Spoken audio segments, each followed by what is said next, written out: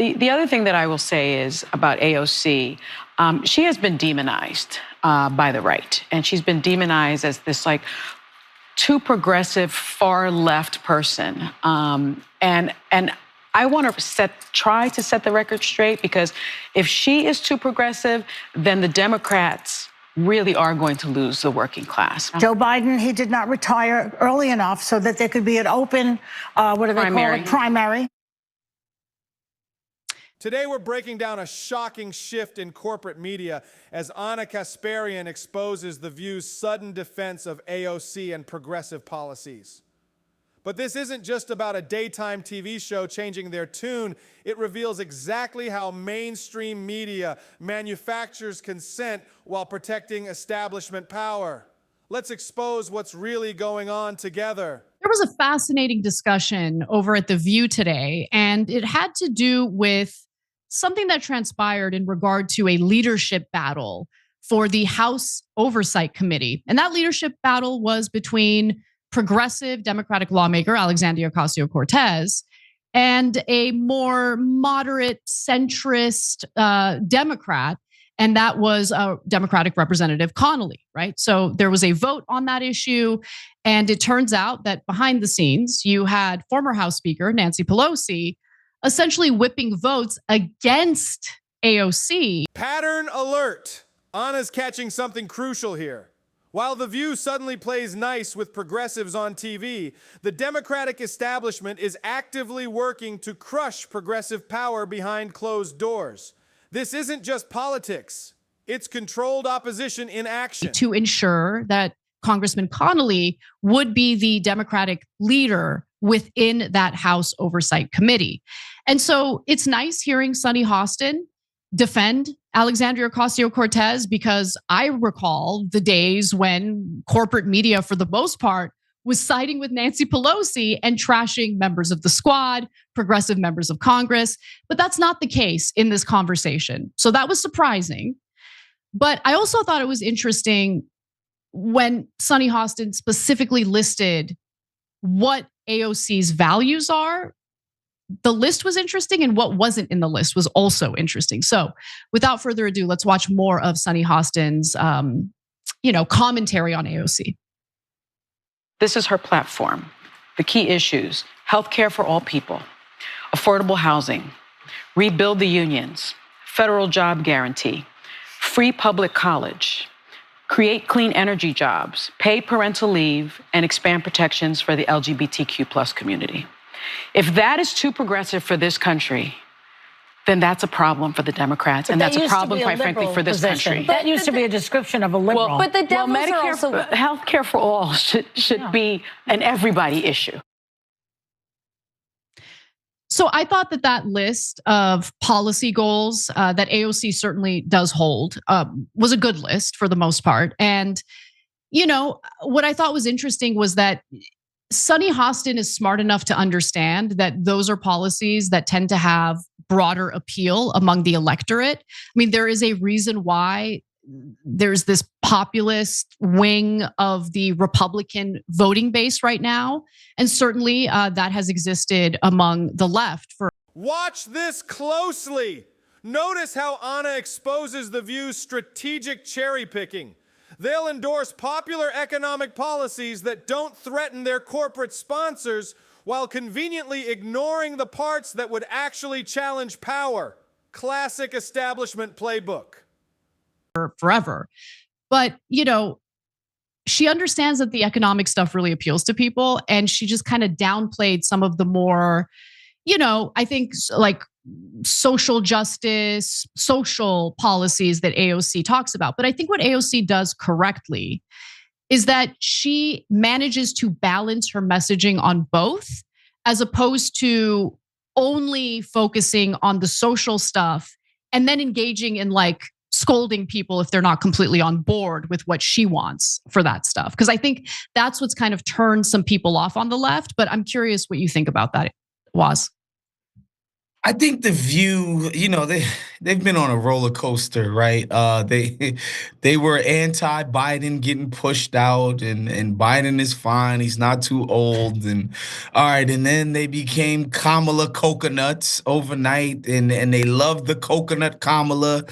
And they went crazy for that, and they were just so sure she was gonna win. And I think, unlike a lot of people, Morning Joe, they're like a little bit self-reflective as to what happened in the last election. I think that's one, that they understand that they need to be more self-reflective.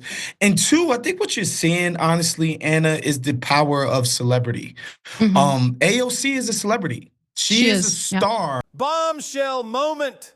They can't ignore AOC's popularity anymore, so they're shifting to plan B. Pretend to support her while helping block her actual power moves. Anna's showing us exactly how the system absorbs and neutralizes threats.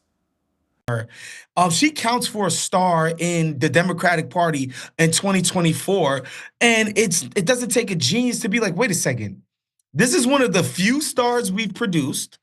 This woman stands for all of the right things that any Democrat, any self-professed liberal, you go to a cocktail party, it's like, you know what, man? We need to get the people some health care. You know what, man? The people are complaining about the rents being too high. Like, any freaking lib could accept those as, respectable issues that should be platformed. So I think what these women at the View are saying is like, what's the harm in the foul here? Like, what did AOC do to not deserve this promotion when, she vice chaired this same committee? She's put in all the work. Again, one of the things you want these people to do is to be able to go, use the megaphone and actually spread your positions far and wide. AOC has demonstrated an ability to do that. Like, liberals are obsessed with qualifications. She qualifies. Totally. There's just no two ways about it. I think the women of the View are expressing this obvious, opinion. Now we're going to go to Alyssa Farah Griffith in just a minute, because she did have a rebuttal for Sunny Hostin that I think is worth listening to. But you make a really great point, Waz, because remember, Congressman Jerry Connolly, he's up there in age. He's 74 years old, and he also has esophageal cancer, which has a very low survival rate. I hate talking about that because it's brutal, and I don't want anyone to think I'm attacking him. But the point is, there's this unwillingness by older leadership in Congress, in the Democratic Party specifically, to step aside and allow for younger, newer leadership that's a lot more energetic, better at communicating. And you're right. I mean, AOC has proven herself to be a far better speaker and promoter of the, values and policies that the Democratic Party purports to want to champion and pass. And so with that in mind, I want to go to J4 here. This is Alyssa Farah Griffin responding to critique about how AOC's policies are too radical, like radical left. Obviously, Sunny Hostin disagrees with that, and that's why she listed the economic policies, but Farah Griffin wasn't going to let her get away with that. So let's take a look.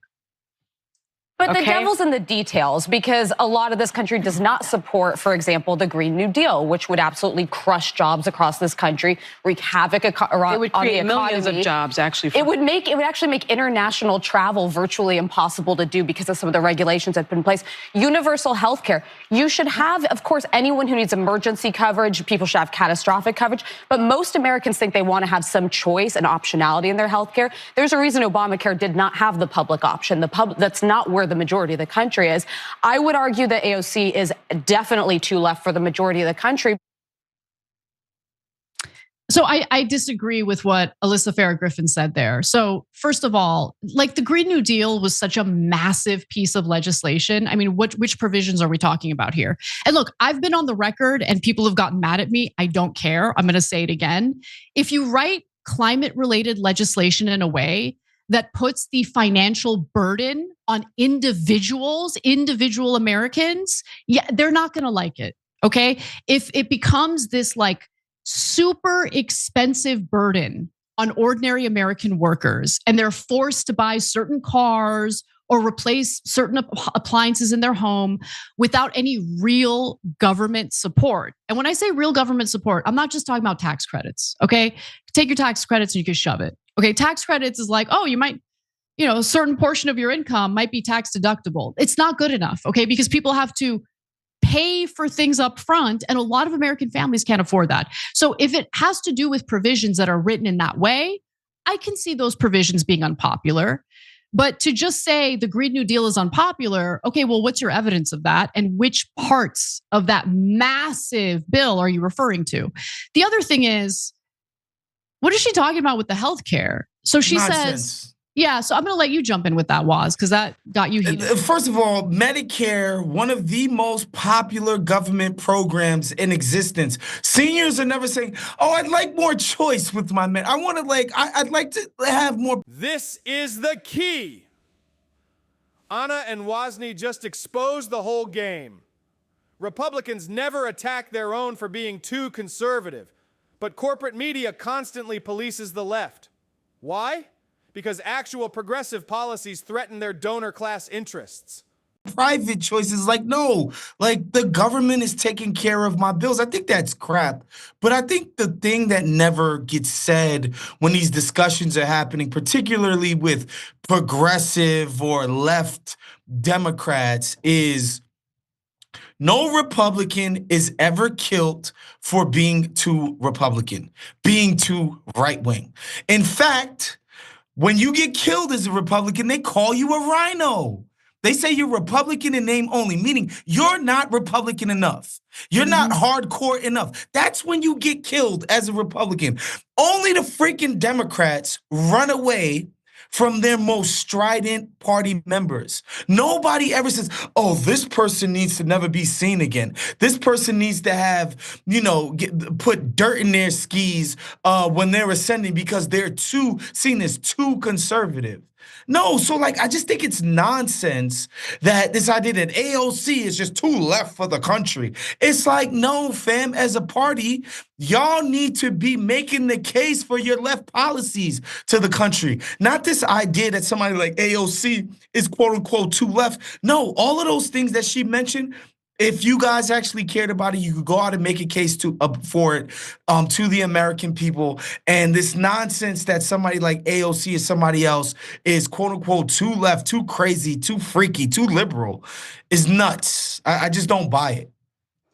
Yeah, I mean, look, it really depends on what you're making the case for. And when you hear members of the Democratic Party argue that someone like AOC is too left wing, again, it really depends on what they're referring to. But when it comes to Democratic members of Congress, putting that allegation out there, that criticism out there, they are talking about what her economic values are.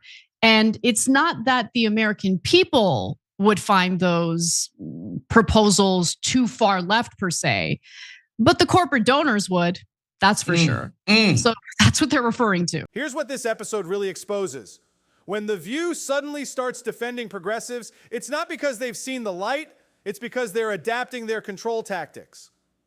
While they praise popular policies on TV, their corporate masters are working overtime to block any real progressive power behind the scenes. If you're ready to expose more media manipulation, hit subscribe and drop "Wake Up" in the comments. We'll keep bringing you these systematic breakdowns of how the propaganda machine really works. Stay sharp, and I'll see you in the next decryption.